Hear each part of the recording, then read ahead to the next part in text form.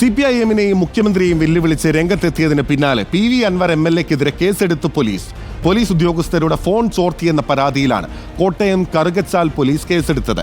നെടുങ്കുന്നം സ്വദേശി തോമസ് പീലിയാനിക്കൽ നൽകിയ പരാതിയിലാണ് നടപടി. കേസെടുത്ത് ജയിലിൽ അടയ്ക്കട്ടെ എന്നും നടപടി പ്രതീക്ഷിച്ചതാണെന്നുമായിരുന്നു അൻവറിന്റെ മറുപടി. ആദ്യം പ്രതികരണത്തിൽ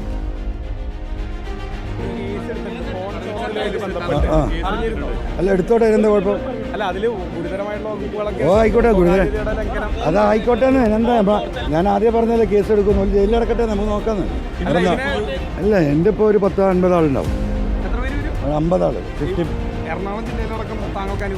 അല്ല അതേ അറിയില്ല എനിക്ക്, ഞാനത് നോക്കാറില്ല. ആണോ? എനിക്കതിനെ പറ്റി അറിയില്ല. Very sorry. അതേസമയം സ്വന്തം ഇഷ്ടപ്രകാരമാണ് പരാതി നൽകിയതെന്നും മറ്റാരും പിന്നിലില്ലെന്നും പരാതിക്കാരനായ തോമസ് പീലിയാനിക്കൽ പറഞ്ഞു. പൊതുപ്രവർത്തകൻ എന്ന നിലയിൽ മാന്യതയ്ക്ക് നിരക്കാത്ത പ്രവൃത്തിയാണ് PV അൻവർ MLA ചെയ്തതെന്നും പരാതിക്കാരൻ കുറ്റപ്പെടുത്തി.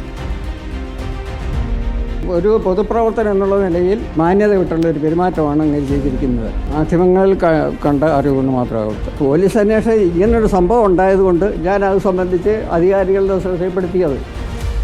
പിന്നെ അതിൻ്റെ തുടർ നടപടി നടത്തുക എന്നുള്ളത് അവരുടെ ജോലിയാണ്. 5-ാം തീയതിയാണ് പരാതി നൽകിയത്. അതിനകത്ത് രാഷ്ട്രീയം കാണേണ്ട കാര്യമില്ല. ഞാൻ കൊടുത്തിരിക്കുന്നത് പിന്നെ യഥാർത്ഥത്തിലുള്ള പരാതിയാണ്. മുന്നോട്ട് പോകാനാണ് തീരുമാനം. അർജുൻ മട്ടന്നൂരിന്റെ വിവരങ്ങളുമായി. അർജുൻ, പരാതിയുമായി മുന്നോട്ട് പോകാനാണ് തീരുമാനം. തനിക്ക് രാഷ്ട്രീയമില്ല, രാഷ്ട്രീയ പ്രേരിതമായിട്ടല്ല പരാതി എന്നീ കാര്യങ്ങളാണ് പരാതിക്കാരനായിട്ടുള്ള തോമസ് പറയുന്നത്.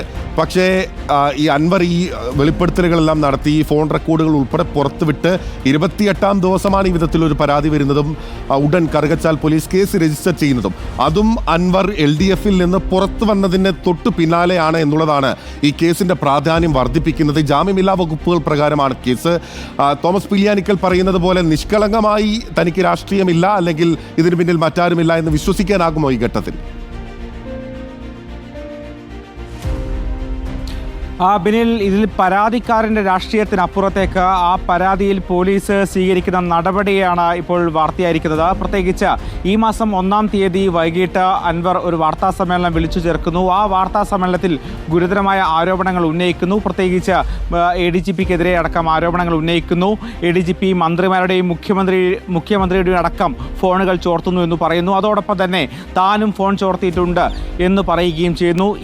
ഈ ഒരു വെളിപ്പെടുത്തലിൻ്റെ അടിസ്ഥാനത്തിൽ 5-ാം തീയതിയാണ് തോമസ് പീലിയാനിക്കൽ ഇതുപോലൊരു പരാതി നൽകുന്നത്. പക്ഷേ ദിവസങ്ങൾക്ക് ശേഷം, ഏതാണ്ട് 3-4 ആഴ്ചയ്ക്ക് ശേഷം എന്ന് തന്നെ പറയാം, അതിനുശേഷമാണ് ഇപ്പോൾ കേസ് എടുത്തിരിക്കുന്നത് എന്നാണ് ശ്രദ്ധേയമായ കാര്യം.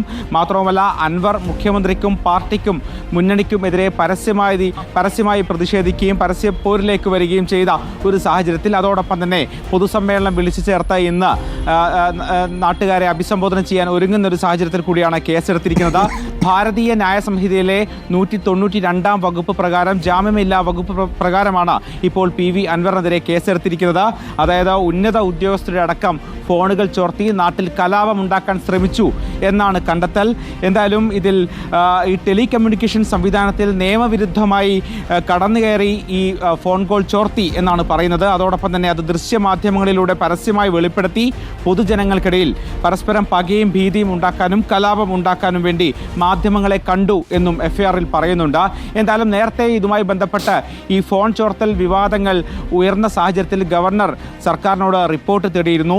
ഈ റിപ്പോർട്ടിന് പിന്നാലെ സർക്കാർ ഇതിന് മറുപടി നൽകി. ആ മറുപടിയിൽ ADGP-യോ PV അൻവറോ ഫോൺ ചോർത്തിയിട്ടില്ല എന്നൊരു മറുപടിയായിരുന്നു സർക്കാർ നൽകിയത്. അതോടൊപ്പം തന്നെ നേരത്തെ മുഖ്യമന്ത്രി വാർത്താ സമ്മേളനത്തിൽ PV അൻവറിനെ തള്ളിപ്പറയുമ്പോൾ അതിൻ്റെ ഒപ്പം ഒരു കാര്യം കൂടി പറയുന്നുണ്ടായിരുന്നു. ഗവർണർ ചില റിപ്പോർട്ടുകൾ തേടിയിട്ടുണ്ടല്ലോ എന്ന കാര്യം കൂടി ഒരു ഭീഷണി രൂപേണ മുഖ്യമന്ത്രി അന്ന് പറയുന്നുണ്ടായിരുന്നു. ഇതിന് പിന്നാലെയാണ് ഇപ്പോൾ കേസെടുത്തത് എന്നതും ശ്രദ്ധേയമാണ്. എന്തായാലും ഇനി കൂടുതൽ പരാതികൾ, കൂടുതൽ ആരോപണങ്ങൾ PV അൻവറിനെതിരെയുണ്ട്. ഈ ആരോപണങ്ങളിലും പരാതികളിലും ഒക്കെ തന്നെ സമാനമായ നടപടിയിലേക്ക് പോലീസ് കടക്കുമോ എന്നാണ് കാത്തിരുന്ന് കാണേണ്ടത്.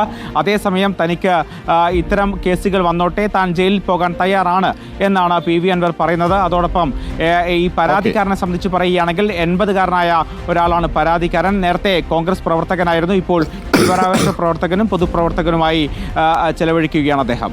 ഓക്കെ, വ്യക്തമാണ്. Thank you. അർജുൻ മട്ടന്നൂരാണ് വിവരങ്ങൾ നൽകിയത്. പരാതിക്കാരന്റെ പശ്ചാത്തലം അല്ല, കേസെടുത്ത ടൈമിംഗ്, പരാതി വന്ന സമയം അതിൽ പോലീസ് സ്വീകരിക്കുന്ന നടപടികൾ ഉൾപ്പെടെയാണ് ഈ ഘട്ടത്തിൽ പ്രധാനമാകുന്നത്.